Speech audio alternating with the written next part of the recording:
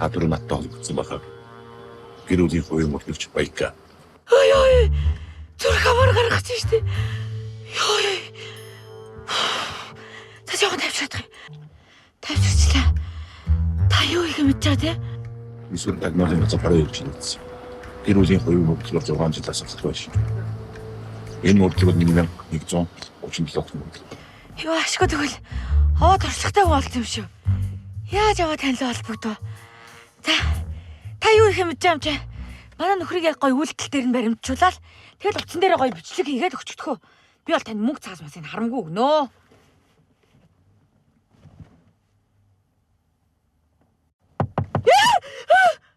Ёй. Ямар амар юм бэ?